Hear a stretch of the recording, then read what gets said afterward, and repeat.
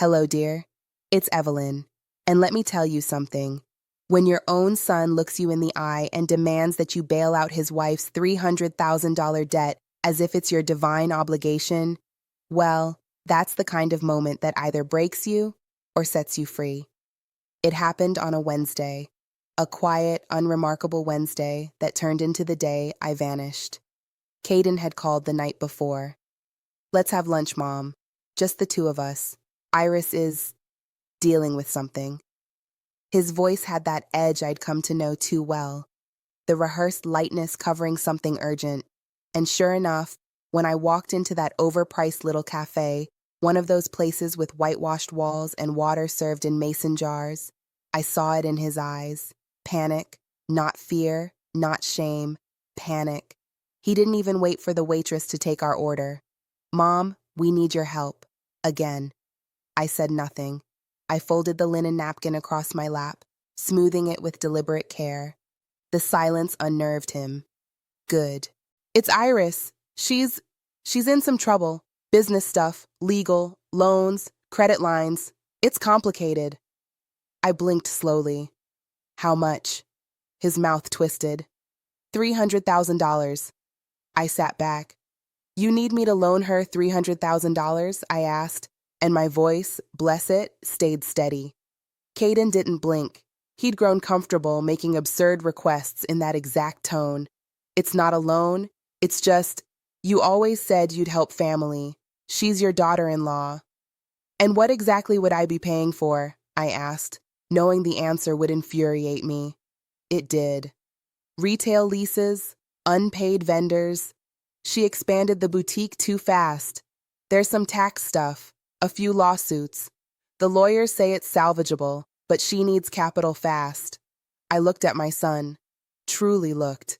This was the boy I had raised on secondhand sneakers and home-cooked stew, the man who once cried when he couldn't afford to take Iris to prom. He had become someone I didn't recognize, someone who thought I was a bank. "I don't have that kind of money," I said. He snorted. "You do.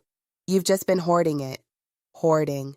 As if I were a greedy old dragon sitting on a pile of gold, not a woman who had worked for 30 years in a back office with no windows, saving every dime so I could age with dignity.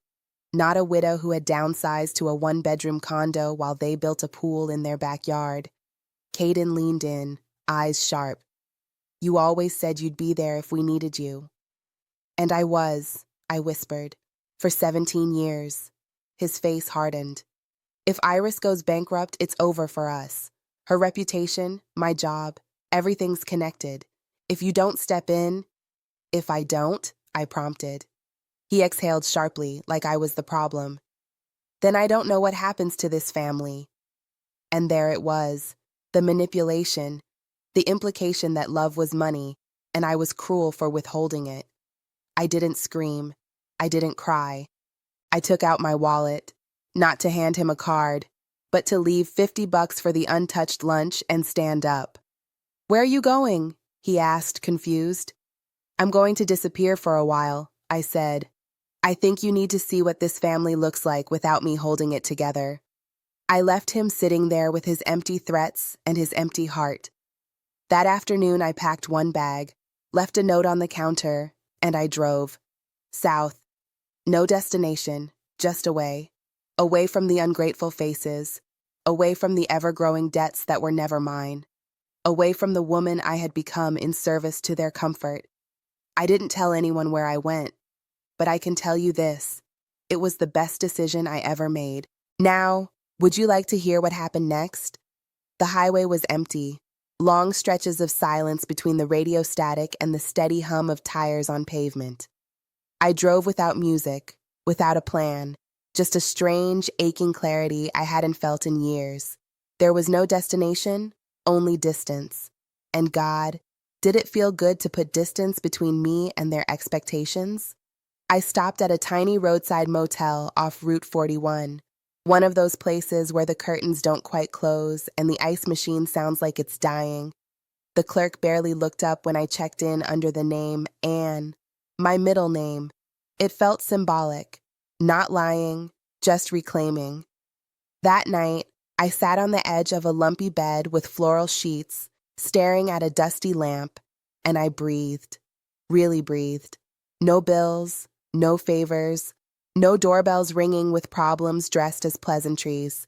The next morning, I bought a burner phone, left my real one in the glove box, switched off. I didn't want to hear the voicemails piling up. I didn't want to read the texts pretending to be concerned, all dressed in guilt. I started driving again, hugging the coast. I stopped in towns with names I didn't recognize and ate breakfast alone in diners where no one knew who I was or what I was supposed to do for them. I watched the waves crash against empty beaches. I walked barefoot on sand cold with morning dew, and for the first time in decades, I had no one to take care of but myself. But peace, real peace, has a way of dragging old wounds up to the surface. One night, somewhere near Savannah, I sat on a creaky motel balcony with a plastic cup of boxed wine, and I let myself remember all of it. The late nights, hunched over spreadsheets, transferring money from my retirement just to keep them afloat. The time Iris cried in my kitchen because she'd ruined her credit and needed someone, me, to co-sign a lease. She'd hugged me tight and whispered, "You're saving us, Lenore." And I believed her. I believed I was saving them. But the saving never ended. Caden and Iris bought the boutique with my down payment. They renovated their kitchen with my pension check. They enrolled their son in private school while I clipped coupons for frozen peas. They posted vacation photos from Italy while I patched the leak in my ceiling with duct tape and prayer. And still, when I said no, just once, it was betrayal. Iris, with her perfect manicures and tighter-than-truth smiles, never once asked me how I was doing. Not when I sold my second car. Not when I started skipping my painting class to babysit. Not when I had that brief scare with my heart and didn't tell a soul because I didn't want to be a burden. I was never a mother to her. I was a vault. And Caden, my sweet boy, who once built me a necklace from macaroni and string, now looked through me like I was a problem to solve. An ATM with a birthday. If I didn't open my purse, he closed his heart. So yes, I vanished. I rented a small cottage a few miles inland from the coast. It had chipped tile, one creaky ceiling fan, and a garden overgrown with weeds. But it was mine, paid for in full with the emergency fund they didn't know I had. It was supposed to be for medical bills, for end-of-life care, but I was done dying quietly in their shadow. I bought notebooks, the kind with thick cream-colored pages. I started writing, lists, memories, dreams I'd once had and forgotten. I planted tomatoes. I learned how to make sourdough. I didn't wear makeup, didn't answer to mom, didn't solve anyone's problems but my own. And I waited, because I knew that back home, the silence I left behind would echo louder than any slammed door. I knew Iris would unravel without me footing the bills. I knew Caden would try every trick in his book before he realized I wasn't playing anymore. And I knew deep in my bones that I wasn't coming back to the same life. The only question was, would they dare to come find me? And if they did, what would they see? It was 10 days into my disappearance when the first message made it through. Not to my burner phone, of course not, but to an old email I hadn't used in years, one tied to an Etsy account I'd set up when I tried to sell hand-knitted scarves after retirement. The subject line read, "Mom, please." Just 2 words, but they hit like a stone dropped into still water. The sender was Caden. The body of the email? Empty. I stared at that screen in the dim light of my cottage kitchen, my hands wrapped around a chipped mug of tea gone cold. I didn't reply, not out of cruelty, but because I knew better than to answer cries that were only about panic and not remorse. Still, it tugged. Of course it did. The next morning, I opened the second drawer of the old dresser I'd repurposed as a desk. Inside was the thick envelope I had brought with me. Every printout, every wire transfer, every check stub, neatly dated and labeled. A ledger of my own slow disappearance, $1 at a time. The total at the bottom, $302,741.64. They hadn't even rounded up. Their debt was my debt. Their business failure, my problem. Not anymore. That night, I walked into the small town library, nothing more than a converted two-room schoolhouse, and asked the young librarian if she could help me fax something. She smiled kindly. I handed her the cover page with one line on it. "You've already been paid." I faxed it to Caden's office, the number I remembered from all those notarized forms I signed. No context, no signature, just the message. The next day, it began. Iris found me. Not in person, no, but she found the cottage. I suspect through one of those apps that track credit usage or property tax records. All that Botox and boutique polish, but she knew how to dig when her empire was in flames. She didn't call. She posted, yes, posted, on social media, an Instagram story, if you can believe it. A photo of her at some luxury hotel lobby, captioned, "Some people run, others hide, but queens rebuild." I choked on my tea when I saw it. One of her followers, probably not knowing I was the ghost she was jabbing at, sent it to my old email with the message, "You okay, Lenore? This feels pointed." It was pointed, but not at me. Iris wasn't trying to reach me. She was trying to bait me. She was hemorrhaging cash and pride, and both were slipping faster than her filters could hide. The next day came the email from Caden, longer this time. "Mom, I don't know where you are, but Iris is falling apart. The lawyers say we need to come up with a plan fast. She's saying things I don't recognize, saying you set her up, that you used her name on documents to control the boutique. Please tell me that's not true. Please. I just need to hear your side." My side. Oh, sweetheart, you had years to listen to my side. I didn't reply. I went for a walk. The weather had cooled by then, late autumn's crisp bite in the air. The leaves were turning rust red and brittle gold. I walked past a little Methodist church, the kind with a crooked steeple and a hand-painted sign. It read, "Sometimes peace looks like distance." I stopped and stared. That evening, I finally opened the drawer I'd left untouched since arriving. Inside was the contract, the one from 2017. It was one page, legally airtight. I'd had it reviewed, notarized, stored. I hadn't thought I'd ever need it. Back then, I just wanted security, a whisper of control when everything was being drained out of me. It stated in simple language, in exchange for a personal loan of $60,000, Lenore Holstead holds a 52% stake in the Gilded Fern, effective immediately. Iris had signed it, rushed, desperate, no witness. But it was real. She had taken the money, and now she had the gall to act like I was the one who betrayed her. I made a photocopy the next morning, folded it neatly into an envelope with a yellow post-it note. "You were never the queen. You were always the tenant." I mailed it to their boutique, to the storefront I had paid for, where my name still sat quietly on the lease, if they ever bothered to read it. Then I waited. 3 days later, Caden showed up, in person. Standing outside my cottage, hair disheveled, suit wrinkled, eyes red like he hadn't slept in days. I saw him through the window and didn't move.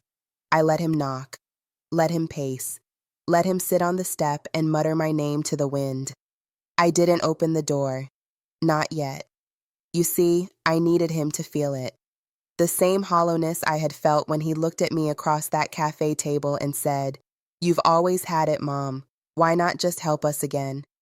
I needed him to sit in silence and realize something terrifying. His mother wasn't coming back. Not the way she left. The next time Caden came, it wasn't alone. I was out in the yard trimming back the roses that had grown wild along the fence when I saw the black SUV pull up. Sleek, expensive, wrong for this dusty little corner of nowhere. The doors opened in unison like a well-rehearsed stage play.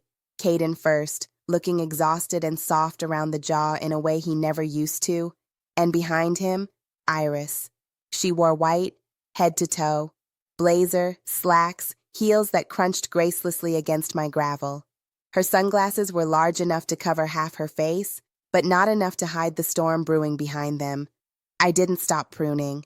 Let them come to me.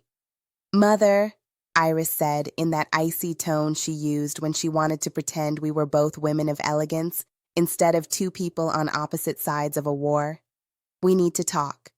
I placed the shears down gently, wiped my hands on my apron. I turned. I see your vocabulary's improved. Last I heard, I was the woman who destroyed your future. Caden flinched. Iris didn't. She pushed the glasses up onto her head and gave me the smile I'd come to hate, a smooth curve of entitlement that never quite reached her eyes. Let's not be dramatic, she said. We're here to resolve things. Are you? I gestured to the two rickety lawn chairs by the porch. Be my guest. They sat. I didn't. I leaned against the porch railing and watched them both squirm. It was a cold morning, and Iris had clearly dressed for intimidation, not insulation. Her arms were crossed tightly, probably more from chill than defense. Let's get to the point, I said. You're not here to apologize. Caden opened his mouth, but Iris cut in. We're here because you've made things unnecessarily complicated. You've forced our hand. That fax you sent, the documents, the ownership claim, you're twisting history. I didn't even blink. You signed it, I said. You took the money. You spent it. There's nothing twisted about a signature in your own handwriting. Her lips curled. That was 6 years ago? You think a judge will uphold something like that? When it's clearly coercion? I raised an eyebrow. You think I coerced you? In a Denny's parking lot at 11 o'clock at night while you cried and begged me not to let your business fold? That's coercion? Caden spoke up then, his voice strained. Mom, please, this is spinning out of control. Iris thinks you're trying to sabotage her. I just think all of this, it's a misunderstanding. I took a step closer. My voice was calm. Still. You think I disappeared for a misunderstanding, Caden? He looked away. I gave up my house, my art classes, my lake cabin fund. I gave you everything, piece by piece, while you called me oversensitive for asking where it was all going. And now you want to rewrite history because you're scared of what happens when I stop being quiet? Iris stood suddenly. This isn't about gratitude anymore, Lenore. This is about control. You think you're owed something because you played the martyr long enough. Well, we don't owe you anything. You gave it. That was your choice. I let the silence fall. And then I said the one sentence that changed everything. I've retained legal counsel. Iris paled. I don't want your boutique, I continued. But I do want my stake honored. I want a public acknowledgement of my ownership. I want the title corrected on record. I want my name on every tax form, and I want distributions sent quarterly. From now on. Caden rubbed his temples. I leaned in slightly. And if you fight it, I'll make sure every vendor, every lender, and every client knows who really kept you afloat. There's nothing the IRS loves more than a revised balance sheet with missing signatures. Iris's hands were shaking. You wouldn't. Oh, but I would, I said, quiet and firm. Because you've mistaken my silence for weakness. I turned to my son then. You watched her drain me, Caden. You watched me shrink. And when I said no, once, you acted like I had betrayed you. You've been bleeding me dry for over a decade, and the first time I draw a boundary, you think it's war? His mouth opened, but no sound came. I walked back toward the garden, picking up my shears, then paused. You have 2 weeks, I said over my shoulder.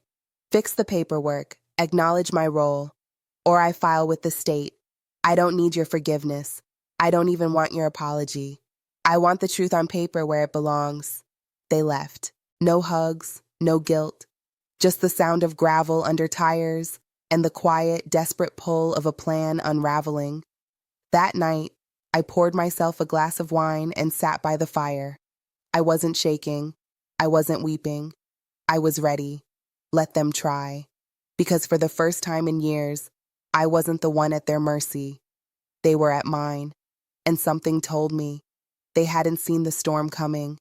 The courtroom was behind me. The storm, too.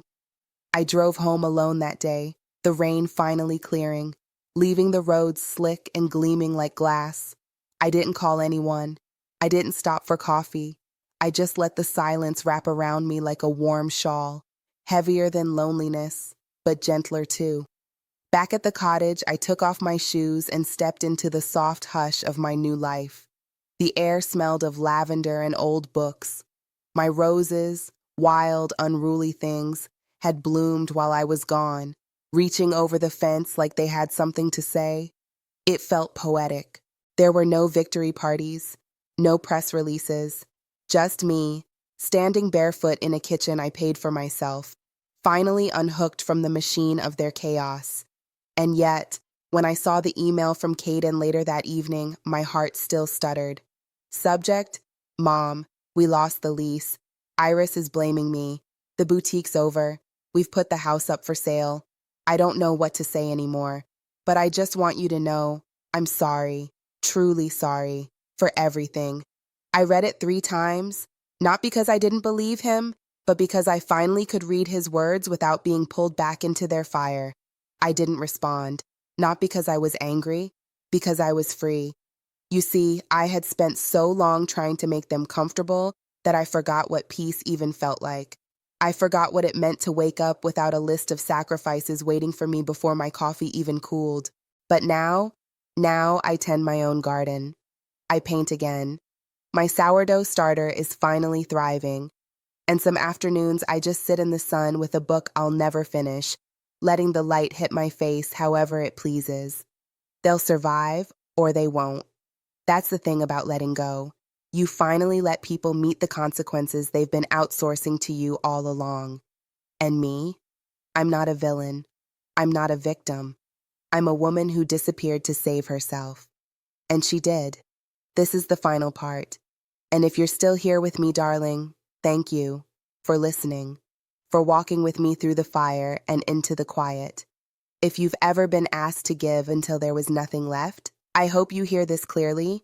You don't have to keep proving your worth to people who only value your sacrifice. You are not a wallet. You are not a ladder. You are not their foundation. You are a whole person. And sometimes the bravest thing you can do is walk away. Let them learn how to stand without you.